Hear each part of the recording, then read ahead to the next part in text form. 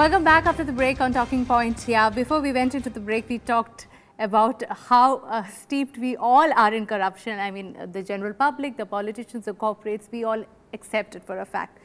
But then is a movement like this not going to help things get better? Is it undemocratic? Is it something of a threat to democracy at large? These are the broad issues we discussed in the previous segments, but now I want to go back to Anish. And Anish, you told me in the beginning of the segment that, in the previous segment, that you kind of moderate on this particular issue. സെക്ടേറിയനായി നിലപാടെടുക്കാൻ പറ്റില്ല. കാരണം വെച്ചാൽ പല കാരണങ്ങളുണ്ട്. അന്നത്തെ 47 നമുക്ക് സ്വാതന്ത്ര്യം കിട്ടിയതിന് ശേഷം ഇവിടെ ആദ്യം നടന്ന സമരമൊന്നുമല്ല അന്നാ ഹസാരെ എന്ന് പറയുന്നത്. അന്നാ ഹസാരെ നല്ലൊരു തിയേറ്ററി ക്വാളിറ്റിയുള്ള നല്ല കാസ്റ്റിംഗ് ആയിരുന്നു.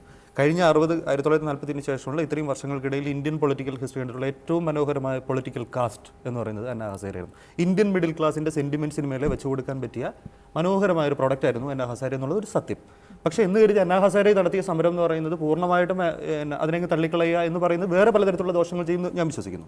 അപ്പോൾ അതുകൊണ്ട് അതിന് വളരെ ഏത് തരത്തിലുള്ള ദോഷം എന്ന് പറയുമ്പോഴത്തേക്ക് നമ്മളിപ്പോൾ ഞാൻ ആദ്യമേ തന്നെ തുടക്കത്തിൽ തന്നെ പറഞ്ഞ പ്രധാനപ്പെട്ട ഒരു കാര്യം ഒരു കോർപ്പറേറ്റ് സിസ്റ്റമാണ്. ഇപ്പോൾ വൻ സാമ്പത്തിക ശക്തിയായിട്ട് ഇന്ത്യ മാറി എന്ന് പറഞ്ഞു. എങ്ങനെ മാറി എന്ന് ചോദിച്ചു കഴിഞ്ഞാൽ ഇവിടെ കൃഷി മെച്ചപ്പെടുന്നതുകൊണ്ടല്ല, അല്ലെന്നുണ്ടെങ്കിൽ വെർച്വൽ ക്യാപിറ്റൽ എവിടെയെന്നറിയാത്ത പണം സർക്കുലേറ്റ് ചെയ്യുന്നതുകൊണ്ടാണ് നമ്മൾ വൻ ശക്തിയായി എന്ന് നമ്മൾ പറയുന്നത്. കടം വാങ്ങിയ പണത്തിന് നമ്മൾ ഓക്സ്വാഗനും മിറ്റ്സുബിഷി ലാൻസറും വാങ്ങും. അപ്പോൾ അതുകൊണ്ട് അങ്ങനെയാണ് നമ്മൾ സാമ്പത്തിക ഈ പണം ഇതെങ്ങോട്ട് വരുന്നു, ഫണ്ടിങ് ഏജൻസികളെടുത്ത് സൗത്ത് ആഫ്രിക്കയിലേക്ക് തിരിയാൻ പോകുന്നു എന്ന് പറഞ്ഞിട്ട് പുതിയ നോഷൻസ് വേറെ സ്ഥലത്ത് നിന്ന് പരക്കുന്നു. അപ്പോൾ ഇവിടെയൊക്കെ ഇങ്ങനെ എക്സിസ്റ്റ് ചെയ്യുന്ന ഒരു സ്ഥലത്ത് കോർപ്പറേറ്റ് വിഷത്തിനെ വിഷം കൊണ്ട് എടുക്കുന്നു എന്ന് പറയുന്ന ഒരു സ്റ്റൈല് നമുക്കതിനെ അതിൽ നിന്ന് എടുക്കാവുന്ന നല്ലത് ജനം അബ്സോർബ് ചെയ്യണം. നമ്മൾ സങ്കല്പങ്ങളിലാണ്. നമ്മളെ സംബന്ധിച്ചിടത്തോളം നമുക്ക് എപ്പോഴും ഒറ്റ ചോദ്യം ചോദിച്ചിട്ട് അതിന് കൃത്യമായിട്ടുള്ള ഒരു ഉത്തരം വേണം. ഏതെങ്കിലും ഒരു വലിയ പ്രശ്നങ്ങളുണ്ടാകും, അതിന് ഏതെങ്കിലും ഒരു സൊല്യൂഷൻ വേണം. ഇങ്ങനെ പറഞ്ഞാൽ കാര്യം നടക്കില്ല. വളരെ കൃത്യമായ സാധനം വേണ്ട സാധനത്തിൽ നിന്ന് വേണ്ടത് മാത്രം അസിമിലേറ്റ് ചെയ്തെടുത്തുകൊണ്ട് അതിനകത്തുള്ള സോഷ്യൽ ആയിട്ടുള്ള സാമൂഹികമായിട്ടുള്ള നേട്ടങ്ങൾ അറ്റൈൻ ചെയ്യുക എന്ന് പറയുന്നതാണ് വേണ്ടത്. അപ്പോൾ ഇതിനെ ബ്ലാക്ക് ആൻഡ് വൈറ്റ് ആയിട്ട് കാണുക അൺഡെമോക്രാറ്റിക് ഈ ഇങ്ങനെ ഒരുതരം ടെർമിനോളജിക്കൽ ആയിട്ടുള്ള ഒരുതരം ഗുസ്തി ഉണ്ടല്ലോ, അതിനെ ഒഴിവാക്കിയിട്ട് അന്നാ ഹസാരെ എന്ന് പറയുന്ന ഒരു ചെറിയ ഉണർവ് ഈ പറയുന്ന അന്നാ ഹസാരെ സപ്പോർട്ട് ചെയ്ത മുഴുവൻ ആൾക്കാരും എന്തെങ്കിലും തരത്തിലുള്ള പ്രശ്നങ്ങൾ ഉണ്ടാക്കിയിട്ട് നാളെ കോർപ്പറേറ്റുകൾക്ക് ഒത്താശ ചെയ്ത് കൊടുക്കാൻ വേണ്ടിയിട്ടുള്ള ആൾക്കാരാണെന്ന് വിശ്വസിക്കുന്നില്ല. കാരണം വെറും സാധാരണ മനുഷ്യർ ലോട്ടറി അടിക്കുന്ന അയാൾ കൊള്ളാം എന്ന് പറയുന്ന ലോട്ടറി ടിക്കറ്റ് വിൽക്കുന്ന മനുഷ്യരും കാണുന്നു. അപ്പോൾ അവരെക്കുറിച്ച് നമുക്ക് എങ്ങനെ അവർ ഈ പറയുന്ന കോർപ്പറേറ്റ് സംരംഭങ്ങൾക്ക് ഒത്താശ ചെയ്ത് കൊടുക്കാൻ വേണ്ടിയിട്ടല്ലല്ലോ. അപ്പോൾ പിന്നെ നമുക്ക് ചെയ്യാൻ കഴിയുന്നത് ഇതിൽ നിന്ന് എടുക്കാവുന്നത് എടുക്കുക എന്നുള്ളതാണ്, ബാക്കി വിട്ട് കളയുക. അപ്പോൾ അന്നാ ഹസാരയ്ക്ക് ഒരുപാട് അതുണ്ടാക്കിയത് ശരിക്കും പറഞ്ഞാൽ നമ്മുടെ ചാനലും പുതിയ എക്സിസ്റ്റ് ചെയ്യുന്ന എല്ലാ തരത്തിലുള്ള ടെക്നിക്കൽ ഡിവൈസസ് ഉണ്ടല്ലോ, ചാനൽ, ഇന്റർനെറ്റ്, മൊബൈൽ, ഇതിലൂടെ ക്വിറ്റ് ഇന്ത്യ സമരത്തിന് ഒത്താശ ചെയ്ത് കൊടുക്കുകയോ അല്ലെങ്കിൽ അതിനെ സപ്പോർട്ട് ചെയ്യുകയോ വേണമായിരുന്നു. നല്ല പണിയുണ്ടായിരുന്നു, നല്ല അധ്വാനം വേണമായിരുന്നതിന്. ഇന്നത് വേണ്ട മൊബൈൽ ഫോണിന്റെ SMS ആയാലും പിന്തുണയായി. മാത്രമല്ല അത് പോപ്പുലറൈസ് ചെയ്യാൻ 100 ഡിവൈസസ്. അത് ശരിക്കുള്ള പിന്തുണ ആവുന്നില്ല. അതാണ് ഈ സമരത്തിന്റെ കളത്തരം. പക്ഷെ അപ്പോഴും ഇതിൽ നിന്ന് ചില കാര്യങ്ങൾ നമുക്ക് നേടിയെടുക്കാൻ പറ്റുമായിരിക്കും. അതിനെക്കുറിച്ച് സൂക്ഷ്മമായിട്ട് ആ കാര്യങ്ങളെ കുറിച്ച് നമ്മൾ ശരിക്കും എന്താണ് നേടിയെടുത്തത്? ഇപ്പോൾ ജൻലോക്പാൽ ബില്ലും അങ്ങനത്തെ ഒരു ഇൻസ്റ്റിറ്റ്യൂഷനെ കുറിച്ച് തന്നെ നമുക്ക് ഇവിടെ ഡൗട്ട്സ് ആണ്. Because is it important to have everything that is judiciary, executive, everything under one super autonomous body? That itself is a question. So what are we addressing here? അല്ല, ഇതിനകത്തുള്ള ഒരു വളരെ പ്രധാനപ്പെട്ട പ്രശ്നം നമ്മൾ എന്താണ് നേടിയതെന്ന് ചോദിച്ചു കഴിഞ്ഞാൽ ഒരു കാര്യമാണ് നേടിയത്. കാരണം വെച്ചാൽ ഒരു മിനിമം ഇന്റലിജൻസ്, സാമാന്യ ബുദ്ധിയുണ്ട്. വേണ്ടി വന്നാൽ ജനങ്ങൾ വിചാരിച്ചു കഴിഞ്ഞാൽ ചെറിയ ഷോക്കൊക്കെ ഭരണകൂടത്തിന് കൊടുക്കാം. പക്ഷെ അതിനകത്തുള്ള വേറെ അപകടങ്ങൾ നമ്മൾ പിന്നെ കണ്ടുപിടിക്കണം. We have come to roughly the end of the show, but as a parting thought, this is what I would like to get from all of you. Is Anna's way the right way? Do we need many more Annas? I can already see the reactions coming in, but I'll start with you, sir. Mr. Swaraj. ഞാനിതിൽ പറയാൻ ആദ്യം ആഗ്രഹിച്ചൊരു കാര്യം, ഇതിൽ അൺഡെമോക്രസിയെ സംബന്ധിച്ച് സംസാരിച്ചൊരു വിഷയം. ജനാധിപത്യ വിരുദ്ധതയുടെ അംശം ഈ സമരത്തിൽ ആവോളം ഉണ്ടെന്ന് പ്രഥമ ദൃഷ്ടിയാ തന്നെ ബോധ്യമാവുന്നതാണ്. ചില സുഹൃത്തുക്കൾക്ക് എന്താ ബോധ്യമാവുന്നത് എനിക്കറിയില്ല. ഒറ്റ കാര്യം, രാജ്യത്തെ രക്ഷിക്കാൻ, എല്ലാ അഴിമതിയെ രക്ഷിക്കാൻ ഇതാ ഒരു മിശിഹ എന്ന് പറയുന്നത് തന്നെ അൺഡെമോക്രാറ്റിക്. രണ്ട് ജനലോക്പാൽ തന്നെ സൂക്ഷ്മമായി എടുത്താൽ സർവ്വ അധികാരങ്ങളുമുള്ള ഒരു കേന്ദ്രം എല്ലാ തിന്മയെയും ഇല്ലാതാക്കും എന്ന് പ്രതീക്ഷിക്കുന്നത് തന്നെ ജനാധിപത്യ വിരുദ്ധം. ജനാധിപത്യത്തിന്റെ ദുർബലാവസ്ഥയെ മറികടക്കേണ്ടത് ജനാധിപത്യ പ്രക്രിയയെ കൂടുതൽ ദുർബലപ്പെടുത്തിക്കൊണ്ടല്ല, ജനാധിപത്യ പ്രക്രിയയെ ശക്തിപ്പെടുത്തിക്കൊണ്ടാണ്. ഈ അണ്ണാ ഹസാരയുടെ സമരത്തിന്റെ മുഖ്യ ദൗർബല്യം, ആ ദൗർബല്യം പറയാൻ ആരും മടിക്കേണ്ട കാര്യമില്ല. എനിക്ക് തോന്നിയത്, ഞാൻ വീണ്ടും റിപ്പീറ്റ് ചെയ്യുന്നു, ഇപ്പോൾ കഴിഞ്ഞ 5 വർഷത്തിനിടയിൽ ഇന്ത്യയിലെ ഗവൺമെന്റ് അവതരിപ്പിച്ച 5 ബഡ്ജറ്റുകളിലായി ഇന്ത്യയിലെ വൻകിട കോർപ്പറേറ്റുകൾക്ക് കൊടുത്ത നികുതി ഇളവ് വിട്ടുകൊടുത്തത്, സൗജന്യം ചെയ്തത് 21 ലക്ഷം കോടി രൂപയാണ്. അതായത് 2G സ്കാമിൻ്റെ 12 ഇരട്ടിയാണ്.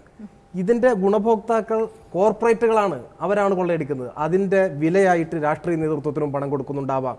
ആ കോർപ്പറേറ്റുകളെ കാണാതെ, അവരിൽ നിന്ന് സഹായം സ്വീകരിച്ച് അഴിമതിക്കെതിരെ സമരം ചെയ്യുന്നതിനെ നിങ്ങൾ മഹത്വവൽക്കരിച്ച് ഇതാ രാജ്യം ഇപ്പോൾ രക്ഷപ്പെടുമെന്ന് പറഞ്ഞാൽ അതിനെ അംഗീകരിക്കാനാവില്ല. ആ സമരം ചെയ്യാനുള്ള അവകാശത്തെ ഞാൻ എതിർക്കുന്നില്ല. അതിന് സ്വാതന്ത്ര്യം. അണ്ണാ ഹസാരെ അല്ല വേണ്ടത്. അണ്ണാ ഹസാരെ പോലെയുള്ള 38,000 രൂപ ഒരു ദിവസം വാടക കൊടുക്കേണ്ടി വരുന്ന ആശുപത്രിയിലെ ചികിത്സയ്ക്ക് ആ ആശുപത്രി തിരഞ്ഞെടുത്തുകൊണ്ട് ഞാൻ ഗാന്ധിയനാണ് എന്ന് പറയുന്ന മാധ്യമങ്ങൾ ഊതി വീർപ്പിച്ച മാധ്യമങ്ങളുടെ ദൃശ്യപ്പൊലിമയിൽ നിറഞ്ഞു നിൽക്കുന്ന ചെറു സംഘങ്ങളെ രാജ്യത്തിന്റെ വിമോചകരായി കാണുന്നതല്ല ആവശ്യം. അത് ജനാധിപത്യ വിരുദ്ധതയാണ്. ജനങ്ങൾക്കിടയിൽ ഇതിന് അവയർനെസ് ഉണ്ടാവണം. അതിന് എല്ലാവരും അവരുടേതായ പങ്ക് വഹിക്കണം. അഴിമതിക്കെതിരായ ജനകീയ സമരങ്ങൾ ഉണരണം. അത് രാംലീല മൈതാനിയിലെ സമരം മാത്രമല്ല. ഇപ്പോൾ കേരളത്തിൽ എന്ത് ഇമ്പാക്റ്റ് ഉണ്ടായി? അണ്ണാ ഹസാരെ 14 ദിവസം അവിടെ നിരാഹാരം കിടന്നപ്പോൾ കേരളത്തിൽ എവിടെയൊക്കെ സമരം ഉണ്ടായി? അണ്ണാ ഹസാരയുടെ സമരം എവിടെ ഉണ്ടായിട്ടില്ല. അപ്പം ഞാൻ പറയുന്നത് അഴിമതിക്കെതിരായിട്ടുള്ള സംഘടിതവും സർവതലസ്പർശിയുമായ മഹാസമരങ്ങൾക്ക് ഇതും ഒരു ആക്കം കൂട്ടുമെങ്കിൽ നല്ലത്. അതിനെ തള്ളി പറയുന്നൊന്നുമില്ല. പക്ഷെ അതാണ് രാജ്യത്തിന്റെ രക്ഷ. അണ്ണയെ വിളിക്കൂ, രാജ്യത്തെ രക്ഷിക്കുന്ന ആരെങ്കിലും പറഞ്ഞാൽ അതിൽ വിശ്വസിക്കാൻ പ്രയാസമുണ്ട്. The problem with, do you want an Anna, do you want more Anna? The problem with Anna is the way Anna comes up. Anna is a self-appointed messiah. Team Anna did not ask me, did not ask people like me what my view on corruption is. I'm saying me as a figurative person across the board. So the problem is, you like he said, we need lots of multiple struggles against corruption across the country. And that has to come from people. It cannot be a former IPS officer or a former IRS officer, an NGO. I'm not against NGOs, but it cannot be an NGO coming and saying, I know the pulse of the world, pulse of this country. Anna is India, India is Anna. I have a serious problem with that kind of democratic processes. Second thing is, in terms of legislations, I am somebody who believes that law should be simple. But law should follow a certain process. Law should work within constitutional mechanisms. You cannot have a legislating process which falls outside the constitutional mechanism. So I'm very uncomfortable with the entire Anna Hazare phenomenon. Okay, all right. Son. എനിക്ക് തോന്നുന്നത് ഈ നഗരകേന്ദ്രീകൃതമായ ഈ ഒരു മധ്യവർഗം ഉണ്ടല്ലോ, അവരുടെ ഒരു അസ്വസ്ഥതകളും നിരാശകളൊക്കെ മുതലെടുത്ത് ഈ വാർത്താ ചാനലുകളുടെ ഓബിവാനുകളുടെ സഹായത്തോടെ ഇവൻറ്റ് മാനേജ്മെൻറ്റ് വൈദഗ്ധ്യം വളരെ നന്നായിട്ട് ഉപയോഗിച്ച് നടത്തുന്ന ഇത്തരം സമരങ്ങൾ കൊണ്ട് ഇന്ത്യയിൽ എന്തെങ്കിലും ക്വാളിറ്റേറ്റീവ് ആയിട്ടുള്ള ഒരു മാറ്റം ഉണ്ടാകുമെന്ന് എനിക്ക് തോന്നുന്നില്ല. ഇവിടെ വേണ്ടത് നമ്മുടെ ജനാധിപത്യ അല്ലെങ്കിൽ ഡെമോക്രാറ്റിക് ഇൻസ്റ്റിറ്റ്യൂഷൻസിനെ ശക്തിപ്പെടുത്തുക തന്നെയാണ്, അതിനെ ദുർബലപ്പെടുത്തുകയല്ല. പാർലമെൻറ്റിലുള്ളത് പാർലമെൻറ്റിനും ജുഡീഷ്യറിക്കുള്ളത് ജുഡീഷ്യറിക്കും എക്സിക്യൂട്ടീവുള്ളത് എക്സിക്യൂട്ടീവിനും വിട്ടുകൊടുക്കുക തന്നെയാണ് വേണ്ടത്. പക്ഷേ അഴിമതി നമ്മൾ ഒഴിവാക്കുകയും വേണം. അതിന് എനിക്ക് തോന്നുന്നത് ഞാനതാ പറഞ്ഞത്, സാമ്പത്തികമായ സ്വാതന്ത്ര്യം എന്ന് കൈവരുന്നു അന്നേ ഈ അഴിമതി എന്ന് പറയുന്ന ഈ ദുർഭൂതത്തെ നമുക്ക് കുറേയെങ്കിലും ഒഴിവാക്കാൻ പറ്റുന്നതാണ് എൻ്റെ വിശ്വാസം. നിയമങ്ങൾ കൊണ്ടത് സാധിക്കുമെന്ന് എനിക്ക് തോന്നുന്നില്ല. ലോക്പാലോ CVCയോ മാത്രം വിചാരിച്ചുകൊണ്ട് സാധിക്കില്ല. ലോക്പാല് പോലും വേണമെന്നില്ല. നിലവിലുള്ള നമുക്ക് അവൈലബിൾ ആയിട്ടുള്ള സംവിധാനങ്ങൾക്ക് കൂടുതൽ പല്ലും നഖവും ശക്തിയും നൽകുക തന്നെയാണ് വേണ്ടത്. വീണ്ടും ഞാൻ അനീഷിനോട് അതേ ചോദ്യമാണ് ചോദിക്കാൻ പോകുന്നത്. ഈ നമ്മുടെ ജുഡീഷ്യറിയും നമ്മുടെ ലെജിസ്ലേച്ചറും എക്സിക്യൂട്ടീവും ബ്യൂറോക്രസിയും ഫെയിൽ ചെയ്യുന്നിടത്ത് ഇങ്ങനെ ഒരു പാരലൽ മൂവ്മെന്റ് വരികയാണ്. Do we have any hope in such movements? ഇല്ല, ഹോപ്പിന്റെ അല്ല പ്രശ്നം. ഇങ്ങനെ ഒരു കൺക്ലൂഷനിൽ എത്തി നിർത്താൻ ജൻ ലോക്പാൽ ബിൽ എന്ന് പറയുന്നത് എവിടെ എത്തിയിട്ടില്ല. അന്നാ ഹസാരെ എന്ന് പറയുന്ന ഇന്ത്യൻ പൊളിറ്റിക്കൽ ഹിസ്റ്ററിയിൽ വളരെ റീസെന്റ് ഓപ്പറയാണ്. കുറെ നാളുകളായിട്ട് ഒരു അർത്ഥത്തിൽ അത്രയും വലിയ ഡ്രമാറ്റിക്, വളരെ തിയേറ്ററിക്കാണ് ആ സാധനം. അത് തുടങ്ങിയ സമയം മുതൽ അതിന്റെ സ്വഭാവം കാണിച്ചിട്ടുണ്ട്. അന്നാ ഹസാരയുടെ ഓട്ടം പണ്ട് കൊലപണ്ണാതപ്പ എന്ന് പറഞ്ഞ കരുണാനിധി വിളിച്ച പുള്ളിയുടെ വേറെ ഏതെങ്കിലും സിംറ്റം ഒക്കെ ആയിരുന്നു അറസ്റ്റ് സമയത്ത്. അത് ചാനലുകൾ നന്നായിട്ട് സഹായിച്ചിട്ടും ഉണ്ടാവാം. പിന്നെ ഈ പറയുന്ന ലെജിസ്ലേച്ചറുമായിട്ടും അല്ലെന്നുണ്ടെങ്കിൽ നമ്മുടെ കോൺസ്റ്റിറ്റ്യൂഷണലായിട്ടുള്ള പല ടെക്നിക്കലായിട്ടുള്ള ഡീറ്റെയിൽസും അവിടെ നിൽക്കുമ്പോഴും ഞാൻ ഇതിനെ കാണുന്നത്, നമ്മളിപ്പോൾ സംസാരിക്കുന്നു അറ്റ്ലീസ്റ്റ് കറപ്ഷനെ കുറിച്ച്, ഇതിന്റെ പ്രശ്നങ്ങളെ കുറിച്ച്, ഇതുപോലുള്ള കോർപ്പറേറ്റ് ഫണ്ടിങ്ങിനെ കുറിച്ച്, അതിന് വഴി വെച്ചില്ലേ ഹസാരെ. ആ പോസിറ്റീവ് സൈഡ് നിങ്ങൾ നമ്മൾ കൺസിഡർ ചെയ്യണമെന്നാണ് മാത്രമേ ഞാൻ പറയുന്നത്. അല്ല, ഹസാരെ നമ്മുടെ മിസ്സയ്യ അല്ല എന്നൊരു അഭിപ്രായം എനിക്കില്ല. അപ്പോൾ നാളെ ഈ പറയുന്ന ഹസാരെമാർ വേണമെന്ന് ചോദിച്ചു കഴിഞ്ഞാൽ പറയാൻ പറ്റില്ല. ഒരു ഭരണകൂടത്തിന് അവരർഹിക്കുന്ന പ്രതിയോഗികളെയും കിട്ടും. അങ്ങനെ ഒരു സത്യം കൂടി മറുവശത്തുണ്ട്. അപ്പോൾ ഇതിലേതെങ്കിലും ഒരു പക്ഷത്ത് നിന്ന് അൺകംഫർട്ടബിൾ ആണെന്ന് ചോദിക്കുന്നത് ബോബി പറയുന്നത് പൂർണ്ണമായും ഞാൻ പറയുന്നത് ഇതിനകത്ത് ഡ്രാമകളുണ്ട്, ഒരുപാട് ഡ്രാമകൾ ഇതിനകത്ത് കാണാം. കാരണം അത് അന്നാ ഹസാരെ അല്ല ജയിച്ചത്.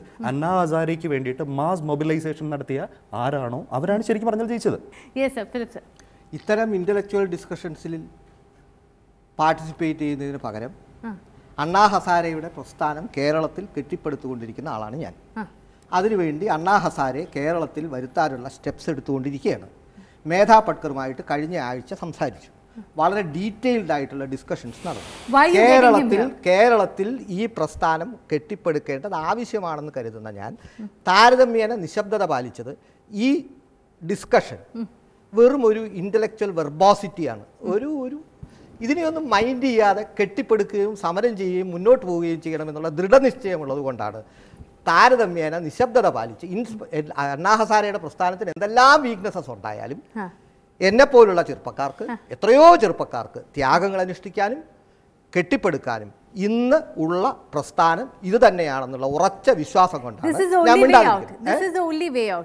is the only way out at present for youngsters in the present situation. ഒരു സംശയമില്ലാത്ത കാര്യം. അതിലെ ഒരു മൗഢ്യം വെച്ച് പുലർത്താൻ തീർച്ചയായിട്ടും അദ്ദേഹത്തിന് സ്വാതന്ത്ര്യ അവകാശമുണ്ട്. മൗഢ്യത്തിന്റെ പുറത്ത് ആക്ട് ചെയ്യാൻ നമുക്ക് രണ്ടുപേർക്കുമുണ്ട്.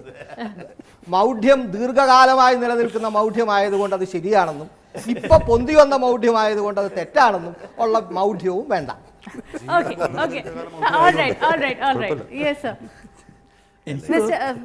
Mr. Prasad is getting Mr. Anna Hazare here to Kerala. To start off on a movement. Definitely. To start off a movement in Kerala. How do you see that?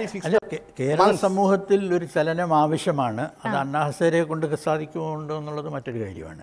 ഇപ്പം ഇതിനകത്ത് ജനാധിപത്യത്തിൻ്റെ ചട്ടക്കൂടിന് പുറത്ത് നിന്നുള്ള ചില പ്രസ്ഥാനങ്ങളുണ്ടാകുന്നത് അത് ഒന്നും വലിയ അപകടമാണെന്ന് ഞാൻ കരുതുന്നില്ല. മാത്രമല്ല അത് ഉണ്ടായിക്കൊണ്ടിരിക്കും. ഇന്ത്യയിലെ കമ്മ്യൂണിസ്റ്റ് പ്രസ്ഥാനം എങ്ങനെയാണ് ഉണ്ടായത്? അത് ഇതിന് പുറത്തുണ്ടായതാണ്. അതിപ്പോൾ ക്രമേണ ഇതിനകത്തോട്ട് ഇതിൻ്റെ ഭാഗമായിട്ട് പ്രവർത്തിച്ച് ഇതിൻ്റെ ഭാഗമായി ചേർന്നുകൊണ്ടിരിക്കുകയാണ്. അങ്ങനെ നമ്മുടെ രാജ്യത്തിൽ ഇതിനെ തമിഴ്നാട്ടിലെ പ്രസ്ഥാനം എന്തുമായിരുന്നു? ദ്രാവിഡ പ്രസ്ഥാനം. അത് ഇന്ത്യയുടെ ഏകദേശം ചോദ്യം ചെയ്ത ഒരു പ്രസ്ഥാനമായിരുന്നു. അത് ജനാധിപത്യത്തിൽ കൂടെ നമ്മൾ അതിനെ ഉള്ളോട്ട് കൊണ്ടുവന്നു. One point. There are only two alternatives. India ജീർണിച്ച് തൊലഞ്ഞു കഴിഞ്ഞു. ഇതിന് ഒന്നുകിൽ violent answer which the Naxalites are doing or non violent militancy. ഇതിൻ്റെ ഇടയിൽ ഒരു മിഡിൽ പാത്ത് ഇല്ല. ആ നോൺ വയലന്റ് മിലിറ്റൻസിയുടെ പ്രതീകമാണ് അണ്ണാ ഹസാരെ. കേരളത്തിൽ നക്സലൈറ്റ് പ്രസ്ഥാനം 70-ലുണ്ടായി. അതൊരു പരാജയപ്പെട്ട പ്രസ്ഥാനമാണെന്ന് നമുക്കിന്നറിയാം. പക്ഷെ അതും ഒരു ക്രിയാത്മകമായ ഒരു ഒന്നായിട്ടാണ് ഞാൻ കാണുന്നത്. കാരണം അത് കേരള സമൂഹത്തിൽ ചില മാറ്റങ്ങൾ ഉണ്ടാക്കി. അപ്പം അതിനകത്ത് അപകടങ്ങളുള്ള ഒരു പ്രസ്ഥാനമാണ്. അന്ന് അതിൽ പങ്കാളിയായിരുന്ന അദ്ദേഹം പിന്നീട് മനസ്സിലാക്കിയതുപോലെ അപകടമുള്ളതാണ്. പക്ഷേ അത് കേരളത്തിൻ്റെ സമൂഹത്തിൽ ഗുണകരമായ മാറ്റം ഉണ്ടാക്കി എന്ന് വിശ്വസിക്കുന്ന ഒരാളാണ് ഞാൻ. അപ്പോൾ അതുകൊണ്ടിട്ട് ഇതിനകത്ത് അപകടങ്ങളൊക്കെ ഉണ്ടാകും. പക്ഷേ ഇതിനകത്ത് ഇത് ഗുണകരമായ ചില മാറ്റങ്ങൾ ഉണ്ടാക്കുന്നുണ്ട്. ആ അപകടമുള്ളത് കൊണ്ട് നമ്മൾ ഭയപ്പെടേണ്ട കാര്യമില്ല. പക്ഷേ നമ്മൾക്ക് ആ അപകടങ്ങളെ നിയന്ത്രിക്കുവാൻ കഴിയണം. Okay. On that juncture, we are going to wrap up the show here. There are no clear-cut answers. Is Anna's way the right way? Well, we don't know for sure. We'll have to see how things unfold in the near future. In the meanwhile, all I have to say to all our viewers is I've seen a lot of activity on Facebook supporting Anna and, you know, voicing your opinion about the movement. It's very easy to sit in front of your computer and type away, but then it's very difficult to actually think about it, read about it, understand it. Like they say, devil lies in the details. Going into the details and understanding the whole issue is perhaps way more time consuming than sitting on the computer and typing away whether you support Anna or not. Think about it. There was enough food for thought in our episode tonight on Talking Point. Next week, I will come back with a new topic for sure.